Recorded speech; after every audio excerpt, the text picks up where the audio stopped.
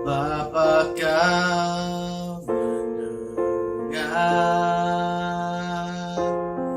seruan hatiku, tak pernah kau lepaskan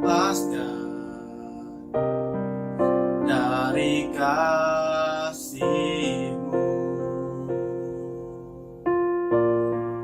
Lewat lembah kelam, kau temani aku. Roh-Mu bekerja selalu untuk kebaikanku.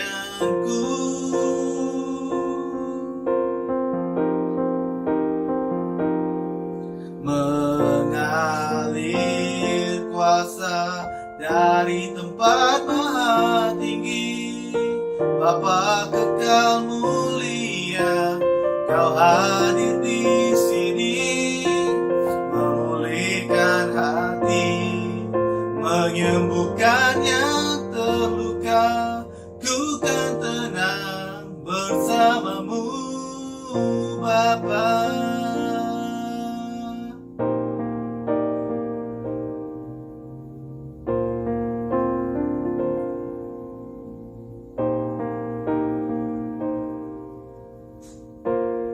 Lewat lembah kelam, kau temani aku. Roh-Mu bekerja selalu untuk kebaikanku.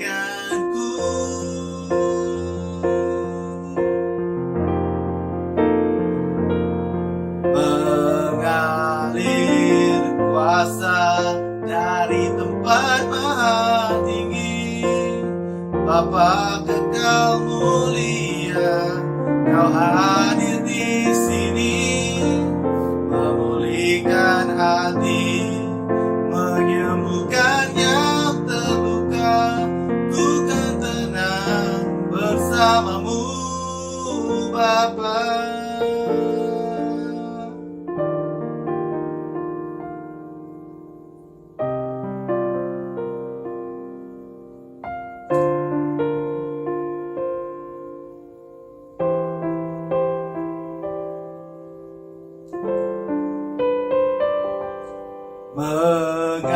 Mengalir kuasa dari tempat maha tinggi, Bapa kekal mulia, kau hadir di sini, memulihkan hati, menyembuhkan yang terluka. Ku kan tenang bersama-Mu, Bapa. Mengalir kuasa dari tempat maha tinggi, Bapa kekal mulia,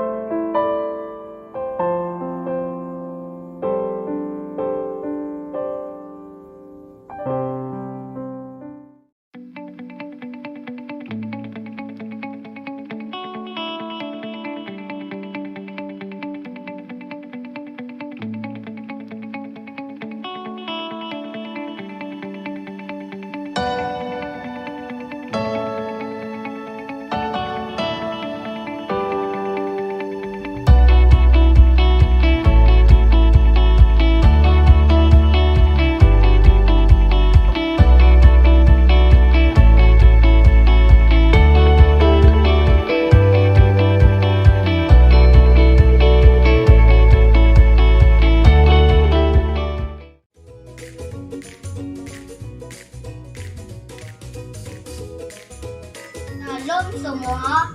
Hari ini saya akan membacakan firman Tuhan Mazmur pasal 61 ayat 2 hingga 5. Dengarkanlah kiranya seruanku, ya Allah, perhatikanlah doaku. Dari ujung bumi akan berseru kepadamu karena hatiku lemas lesu. Tuntunlah aku ke gunung batu yang terlalu tinggi bagiku. Sungguh engkau telah menjadi tempat perlindunganku, menara yang kuat terhadap musuh. Biarlah aku menumpang di dalam kemahmu untuk selama-lamanya. Biarlah aku berlindung dalam naungan sayapmu. Selah. Amin. Shalom. Bersyukurlah kepada Tuhan sebab Dia baik, bahwasanya untuk selama-lamanya kasih setianya. Amin. Mari kita bermula dengan doa.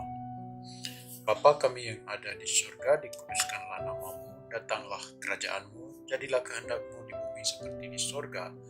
Berilah kami makanan kami yang secukupnya pada hari ini, dan ampunilah kesalahan kami seperti kami pun mengampuni orang yang bersalah kepada kami. Dan janganlah membawa kami ke dalam pencobaan, tetapi lepaskanlah kami dari yang jahat, karena Engkau-lah yang punya kerajaan dan kuasa dan kemuliaan sampai selama-lamanya. Amin. Bapa, saya mengucap syukur bagi mereka yang sedang mendengar pesanan ini, agar mereka mendapat pengetahuan dan hikmat untuk hidup dalam Kristus, Tuhan dan Raja kami. Bapa, kuduskanlah mereka dalam kebenaran, firman-Mu adalah kebenaran. Segala puji dan syukur hanya bagi-Mu. Amin. Tajuk khotbah hari ini adalah keselamatan adalah satu anugerah percuma dari Allah dalam nama Yesus. Kita bermula dengan Kisah Para Rasul pasal 4 ayat 12. Kisah Para Rasul pasal 4 ayat 12. Firman Tuhan berbunyi begini. Dan keselamatan tidak ada dalam siapapun juga selain di dalam Dia, sebab di bawah kolong langit ini tidak ada nama lain yang diberikan kepada manusia yang olehnya dapat diselamatkan. Haleluya. Ya saudara-saudara yang dikasihi, di saat kita sedang duduk di depan kaca TV ini, kita melihat dan mendengar banyak masalah yang dihadapi oleh manusia di sekeliling kita. Memang benar, ini adalah waktu kekelaman yang sedang melanda seluruh dunia. Perkara ini harus dikatakan di sini karena keadaan yang menekan umat manusia. Manusia sedang mencari jalan keluar, dan jalan itu tidak ada pada ahli politik, tidak ada pada peguam atau jurutera maupun pada dokter. Manusia mencari jawaban, tetapi jawaban tidak ditemui. Karena jawaban ada dalam Yesus Kristus. Dia seorang saja yang mempunyai jawaban kepada semua masalah manusia.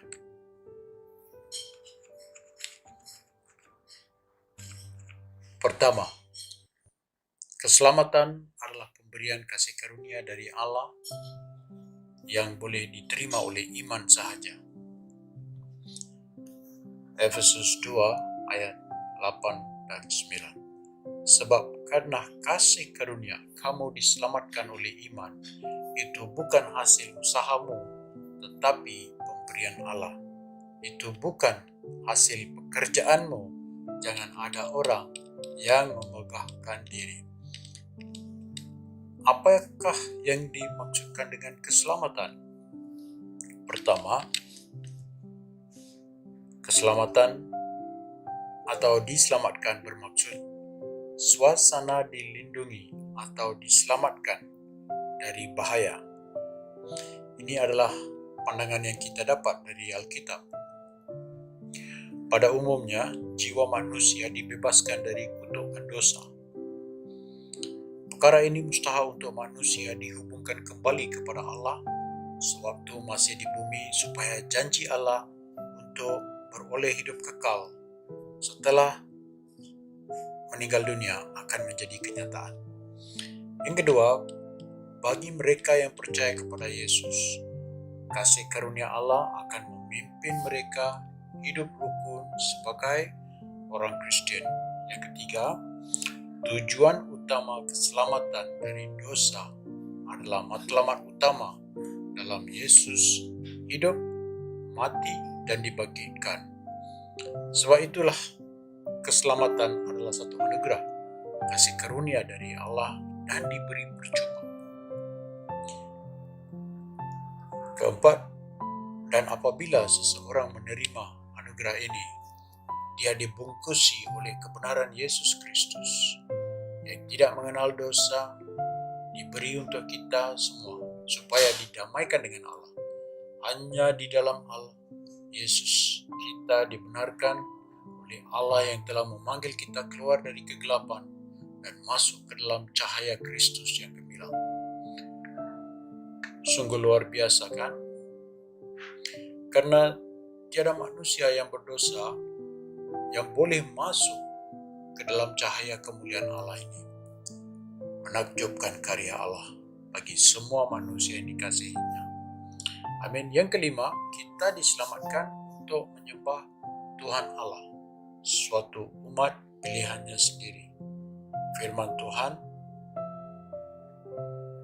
1 Petrus pasal 2 ayat 9. Kamulah umatnya yang terpilih, imam kerajaan, bangsa yang kudus, umat Allah sendiri, supaya kamu memberitakan perbuatan Allah yang ajaib. Dia sudah memanggil kamu keluar dari kegelapan dan masuk ke terang-Nya yang ajaib. Yang keenam, keselamatan adalah untuk pemberitaan Injil berita baik, yaitu Injil keselamatan Yesus. Inilah tanda kesyukuran yang ditunjukkan oleh semua orang yang diselamatkan, supaya keselamatan ini tidak disimpan untuk diri sendiri.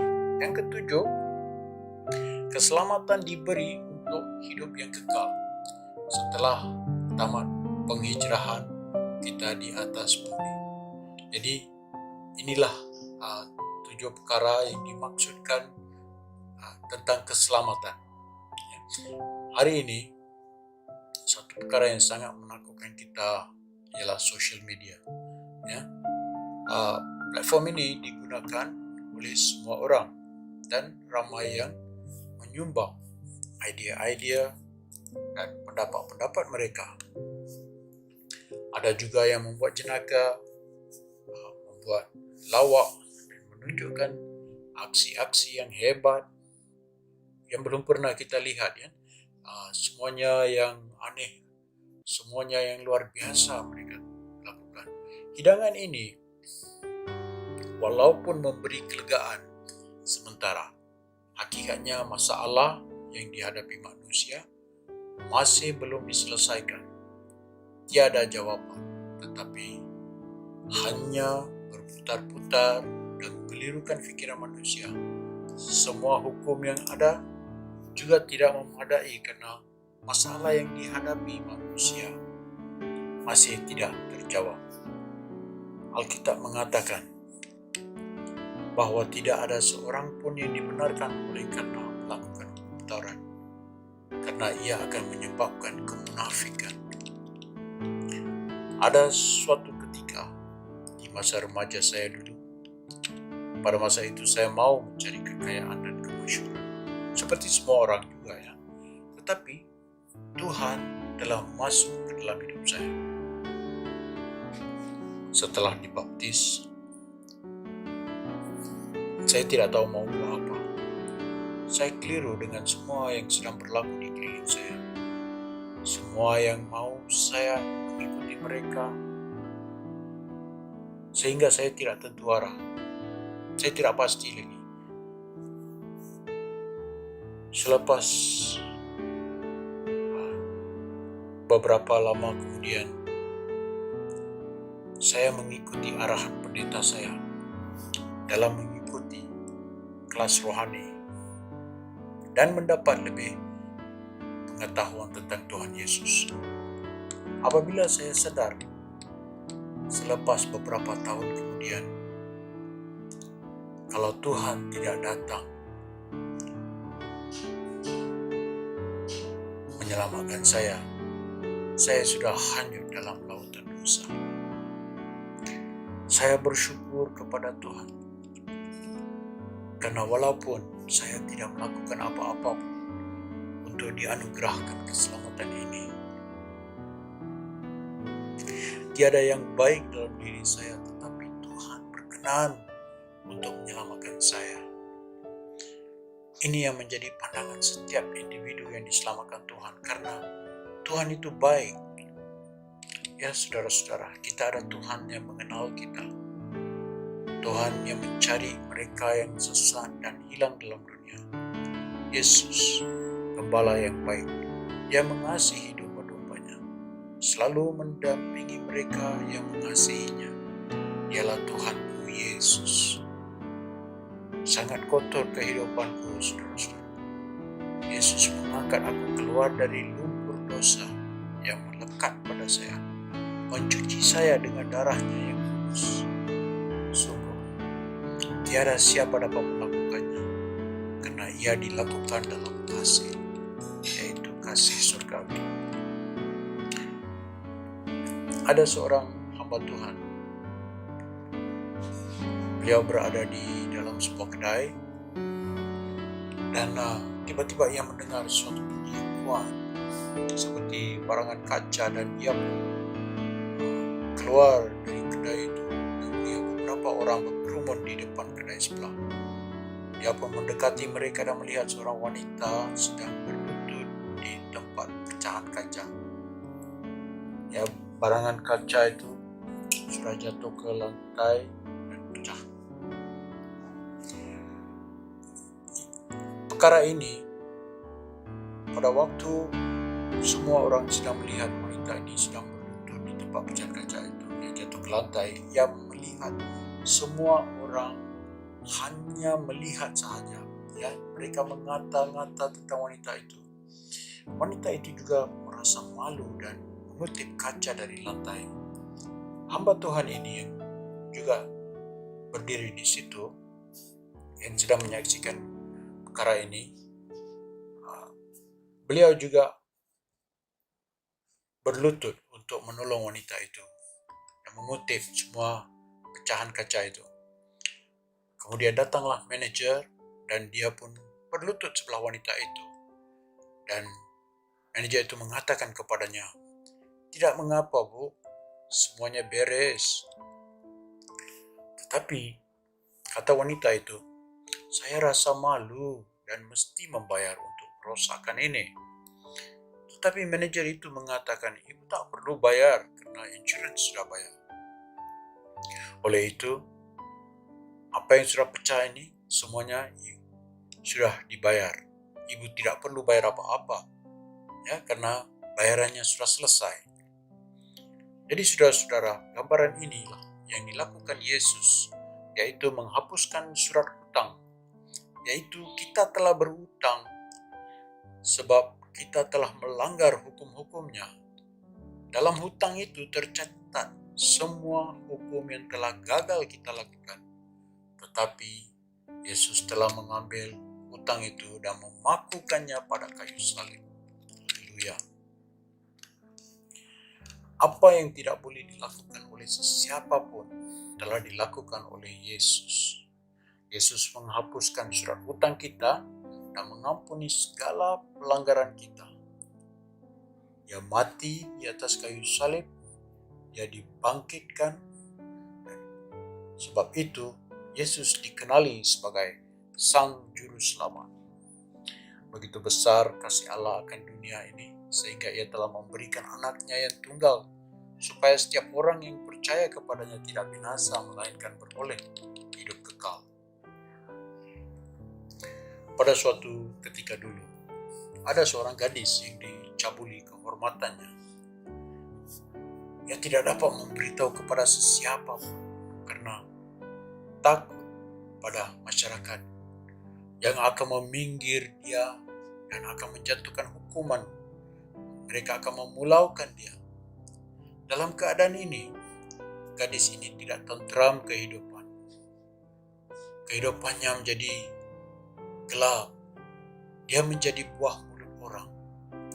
Kaum lelaki mencoba nasib dengan coba mau mendampingi gadis ini. Kaum wanita pula mengata-ngata dan gosip. Anak-anak muda dihalang berkawan gadis ini. Mereka pun semua termakan oleh kemunafikan manusia. Dalam waktu ini, gadis ini keseorangan. Pada suatu hari ia terjumpa satu risalah Kristen yang bertajuk Yesus Penolong Pribadi Anda. Gadis ini mengambil risalah itu dan membawa pulang, lalu membacanya. Perkataan yang menyentuh hatinya ialah dalam Injil Matius pasal 11 ayat 28 yang berbunyi begini, "Marilah kepadaku semua yang letih lesu dan berbeban berat, aku akan memberi kelegaan kepadamu." Inilah maksud saya apabila saya katakan tadi, bila Yesus datang mencari yang sesat dan hilang. Tuhan Yesus menjadi penolong bagi mereka yang percaya dan menerimanya sebagai juru selamat. Justru setiap manusia yang mengaku akan diselamatkan. Amin. Pada waktu gadis ini memikir tiada kehidupan lagi, pada waktu itulah Yesus mengingati dia dan menghulur tangannya untuk memberi bantuan kepada gadis ini. Gadis ini dihambat dengan tomahan dan hinaan, cercaan. Dia dicela dan dihimpit dalam jiwanya. Yesus memberi terangnya dan gadis ini diselamatkan. Ya, saudara-saudara, apabila kita menyerahkan hidup kita ke dalam tangan Yesus, Ia akan mengubah hidup kita. Pada waktu seperti inilah keadaan semasa kita ini sekarang ini. Jangan putus asa, ya, never give up. Perkara kedua, usaha manusia untuk mendirikan kebenaran mereka sendiri. Roma 10 ayat 3. Sebab oleh karena mereka tidak mengenal kebenaran Allah dan oleh karena mereka berusaha untuk mendirikan kebenaran mereka sendiri, maka mereka tidak takluk kepada kebenaran Allah. Setahu saya, manusia penuh dengan kemunafikan dan kita harus berhati-hati apabila kita mendengar hujah-hujah mereka. Jadi bagaimana? Mau percaya siapa ya? Adakah orang yang diselamatkan ada kelebihan daripada orang lain? Sama sekali tidak, karena semua orang di bawah kuasa dosa. Kita ada pilihan mau berdosa atau tidak walaupun sudah diselamatkan. Injil Matius pasal 15 ayat ke-8. Bangsa ini memuliakan aku dengan bibirnya, padahal hatinya jauh daripadaku. Inilah perkataan Yesus. Karena apa yang ditetapkannya selalu bermula dengan hati. Kalau hati ini tidak benar, mulut kalau berkata benar tidak betul, perlu bermula dengan hati. Yeremia 17 ayat 9. Betapa liciknya hati, lebih licik daripada segala sesuatu. Hatinya sudah membatu, siapakah yang dapat mengetahuinya? Inilah masalah manusia. Hati adalah tempat Tuhan bertakhta, dan sekiranya tempat di dalam hati diambil oleh apa saja selain dari Allah Tuhan Yesus, ia akan menghasilkan kemunafikan secara semula. Jadi karena manusia dilahirkan dalam dosa. Maksudnya manusia tidak perlu diajar untuk berdosa. Jadi zaman digital ini membongkarkan apa sahaja rahasia manusia. Kita lihat ke belakang ini banyak kes-kes yang kita tidak sangka boleh berlaku, yang sedang berlaku. Hakikatnya perkara-perkara ini bukan berlaku sekarang, tetapi sudah lama ia berlaku. Inilah yang dimaksudkan oleh Yesus apabila ia berhadapan dengan ahli-ahli Taurat dan orang-orang Farisi. Dan kita bacakan dalam firman Tuhan dalam Injil Matius pasal 23 ayat 25. Keras perkataan Yesus, "Celakalah kamu, hai ahli-ahli Taurat dan orang-orang Farisi, hai kamu orang-orang munafik, sebab cawan dan pinggan kamu bersihkan sebelah luarnya, tetapi dalamnya penuh rampasan dan kerakusan." Inilah gambaran manusia yang kita dapat lihat sekarang. Janji mereka tidak ditepati karena mereka tidak benar. Mereka yang berjanji tetapi mereka tidak melakukannya. Di luaran mereka janji dan mereka melakukan perkara yang tidak sama. Karena hasrat dan niat dalam hati mereka itu berlainan. Tiada kebenaran pada waktu mereka memberi janji, pada waktu mereka memberi harapan kepada orang-orang yang memerlukan pada waktu itu. Di dalam Yesus memberi keselamatan, ianya juga disertakan janji-janji yang kekal. 2 Korintus pasal 1 ayat 20, sebab Kristus adalah ya bagi semua janji Allah, itulah sebabnya oleh Dia kita mengatakan amin untuk memuliakan Allah. Keselamatan yang diberikan kepada manusia dan yang percaya akan tetap teguh bersama dalam Kristus. Keselamatan adalah tanda milik yang dimeteraikan atas kita, yang percaya dan yang diberikan Roh Kudus di dalam hati kita sebagai jaminan dari semua yang telah disediakan untuk kita. Inilah yang dikenali sebagai anugerah, suatu pemberian dari Tuhan Allah. Ada seorang membeli tiket kapal laut untuk pulang ke negara asalnya. Perjalanan dianggarkan mengambil masa lebih kurang seminggu. Penumpang ini membeli roti dan menyimpan dalam kabinnya, di dalam kamarnya. Ia menaiki kapal dan terus ke kamarnya. Bilik tidur yang ditempatnya tidak mempunyai makanan atau minuman seperti semua kabin-kabin lain. Sepanjang pelayarannya, ia akan berhenti di atas dek kapal dan sambil memerhatikan suasana keindahan lautan dan menghirup udara yang segar. Ia juga akan menjenguk sekali-sekala dan melihat di tempat makan banyak makanan yang enak-enak dihidangkan untuk penumpang kapal itu. Pada waktu ujung minggu itu, kapal pun sudah mau dekat pelabuhan. Ia didatangi oleh seorang pegawai di atas kapal yang sedang meronda. Pegawai ini bertanya, "Mengapa engkau makan roti di sini? Bukankah sudah tersedia tempat makan untuk semua penumpang? Karena tiket yang kamu tempat itu sudah berbayar untuk makanan sepanjang perjalanan." Mendengar ini, orang itu cepat-cepat turun ke tempat makan dan makan sepuas-puasnya.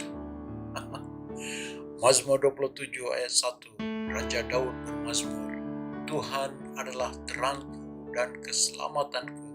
Kepada siapakah aku harus takut? Tuhan adalah benteng hidupku. Terhadap siapakah aku harus gemetar?"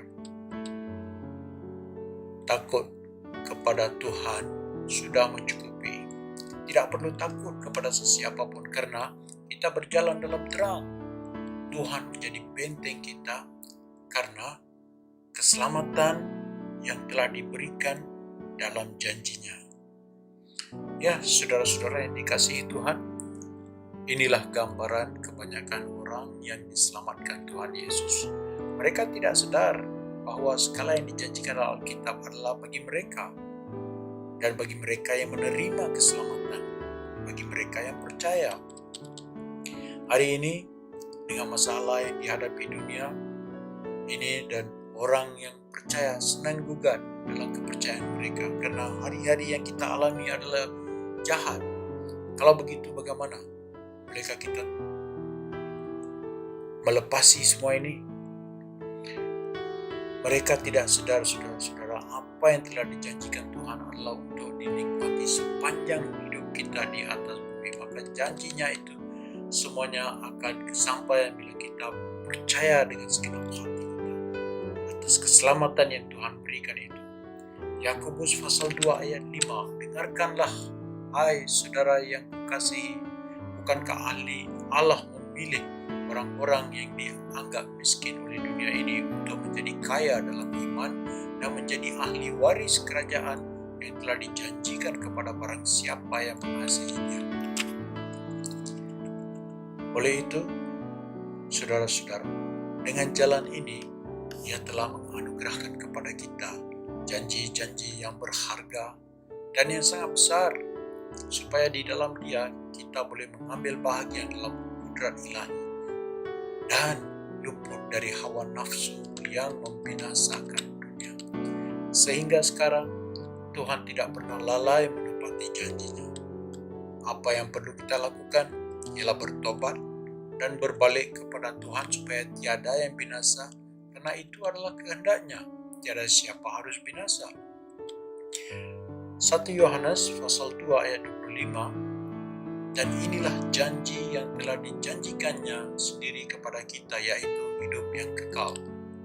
Ya, saudara-saudara yang dikasihi Tuhan, Yesus mati di kayu salib untuk dosa manusia.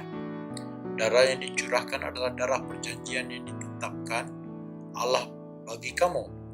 Kristus mati hanya sekali saja, mengorbankan dirinya untuk menanggung dosa banyak orang, dan Ia menganugerahkan keselamatan kepada mereka yang menantikan Dia.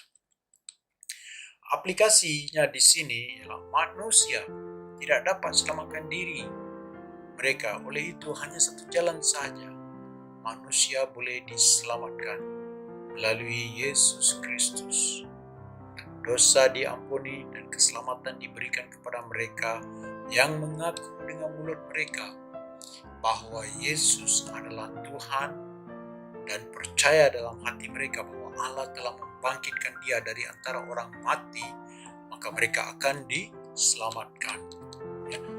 Mari kita satukan hati kita dalam doa ini. Bapa, Engkaulah sebab utama dalam segala perkara dalam hidup kami. Aku mau mengucap syukur untuk segala kebaikan yang telah Kau lakukan bagi kami, lebih lagi keselamatan yang telah Kau berikan secara cuma-cuma. Aku bersorak-sorak dan girang karena keselamatan ini. Bagi mereka yang menantikan keselamatan daripada-Mu, Tuhan, berilah mereka kekuatan untuk mendekati takhta-Mu dan mengenal Engkau melalui anak-Mu, Yesus Kristus. Mahkotai umat-Mu yang rendah hati dengan keselamatan-Mu. Mereka sangat merindukan keselamatan daripada-Mu dan merindukan janji-janji-Mu yang adil. Selamatkanlah negara ini dari pandemi COVID-19 yang sedang menghancurkan dan membinasakan kehidupan.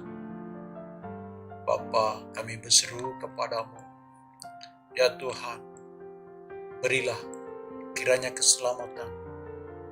Ya Tuhan, berilah kiranya kesembuhan dan pemulihan sesuai dengan janji-Mu. Keselamatan dari Tuhan Allah yang tidak berakhir, yang melanjutkan kelepasan kepada semua orang yang percaya dalam nama segala nama, Yesus Kristus Anak Allah. Ya, saudara-saudara yang dikasihi Tuhan, percayalah Tuhan akan menggenapi panggilannya. Tuhan sudah mendengar doa kamu. Tuhan sudah melihat hatiku. Pastinya Tuhan akan menggenapi janjinya dalam kehidupan kamu. Ya saudara-saudara, bersukacitalah karena Tuhan kita hidup. Kiranya Tuhan memberkati Anda. Amin.